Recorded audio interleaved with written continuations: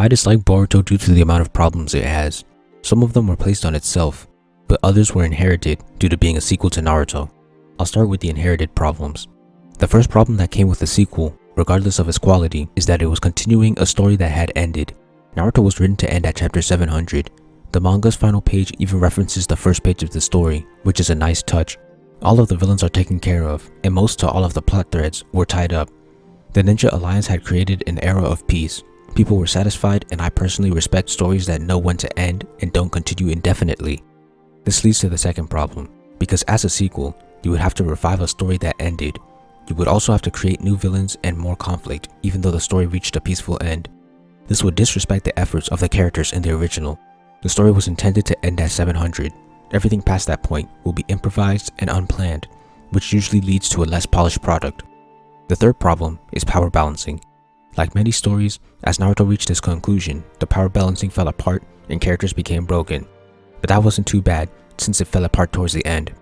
But now that you're making a sequel, the sequel almost has to create villains that are stronger than the past ones, otherwise the most powerful heroes won't have any challenge. You technically could come up with creative solutions, but that's not something seen often in battle manga. The ceiling has to be raised, and the broken characters will become even more broken, or you'll find ways to nerf the powerful characters. Both are obviously bad writing. The fourth problem is that continuing the story allows for negative changes. These can be bad retcons, character assassination, or disrespecting OG characters. By continuing the story, writers might feel the need to change details from the original just to write their sequel. The writers also have a chance to completely butcher the writing of the original characters and turn them from likable to hateable. Finally, they have a chance to disrespect the old characters and make them look like punks for whatever reason they might have. This not only does not sit well with fans, but it's just lazy and unnecessary. A minor addition is that characters who originally had a happy ending now have a chance of dying in the unnecessary extension. The fifth and final inherited problem is that it has the task of living up to Naruto. The sequel would almost have to be a battle manga and written in the same style as the original, thus people will always compare it to the original. Naruto set such a high bar, and after seeing Samurai 8, I don't think even Kishimoto is capable of replicating that kind of quality. So these are the inherited problems, but Boruto created a fair share of its own problems. The first problem was switching out the old for the new. Instead of continuing the story from the perspective of the characters that we knew and loved, like DBZ, Boruto decided to focus on a new generation. In order for anyone to accept these new characters, they would have to be as good as or better than the old cast, and since they're living in the age of peace with low conflict, there's less opportunity to create characters like Sasuke, Kakashi, or Itachi. The second problem ties into the first. Since Boruto wants to focus on the new cast, the plot bends over backwards to allow the new gen to take care of problems. This is an issue because realistically, the old gen should be powerful enough to deal with any problems that arise. This also ties back to the inherited problem of power balancing. Because the new gen is younger and less experienced, they aren't as strong as the old gen.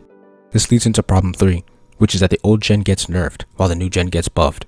Naruto recently lost Kurama while Sasuke lost his Rinnegan. Even before that, in Scarlet Spring, the main duo was nerfed and unable to defeat a problem that would have been done in seconds back at the end of part 2. No fan wants to see their favorite character get surpassed and replaced by a new generation, especially one younger than them. A smarter decision would have been going far into the future so that the power ceiling can restart.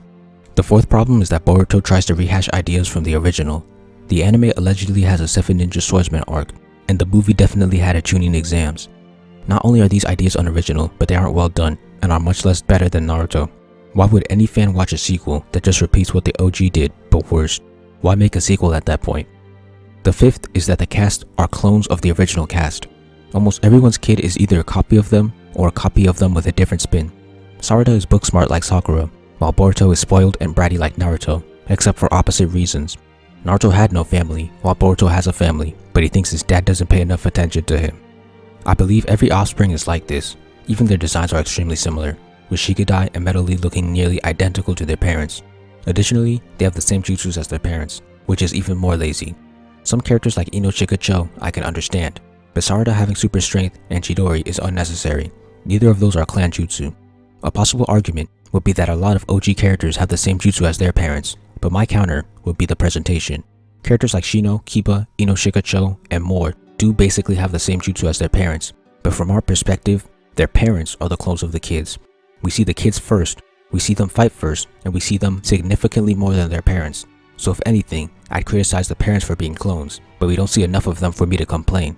For this new gen, We've seen their parents for 700 chapters before we saw them, so the reaction is very different, and once again, they are done worse than Naruto. The sixth problem is simple. Nothing in Boruto compares to Naruto. Not the characters, not the plot, not the fights, nothing. In fact, I don't think Boruto has very good writing in general. If you forget the fact that it's Naruto's unwanted sequel, the story doesn't hold on its own.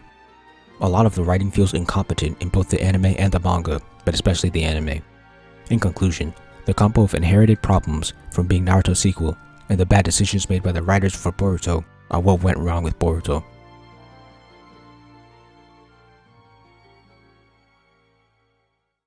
Thank you for watching. Please like, comment, share, subscribe, and check out my manga for free online. If you enjoy my content, please consider donating to my Patreon. All important links will be in the description.